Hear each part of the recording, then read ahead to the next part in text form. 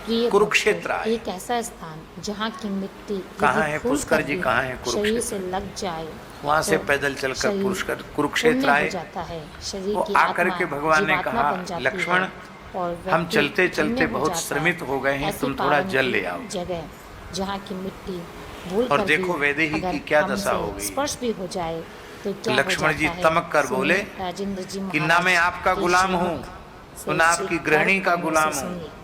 आपको प्यास लगी हो तो पी लीजिए पानी, आप अकेले ही प्यासे हैं, किशोरी जी यही प्यासी हैं, मैं प्यासा नहीं हूं क्या?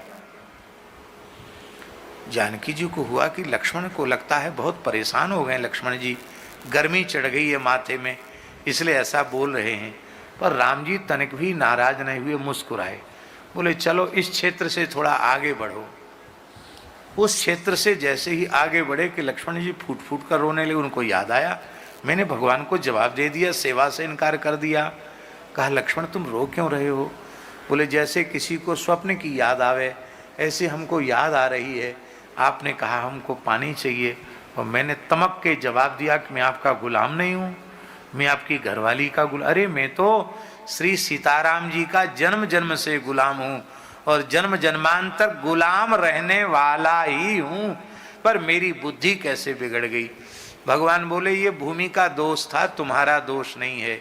इसी भूमि पर आगे लोग अपने भाई भाई के संबंध को भूल जाएंगे, माता पिता पुत्र के संबंध को भूल जाएंगे, जीजा बहनोई के संबंध को भूल जाएंगे और मार काट मचेगी और यही महाभारत का युद्ध आगे चलकर होगा। सब अपने अपने संबंध भूल करके युद्ध करेंगे। बोलो भक्तवत्सल भगवान की।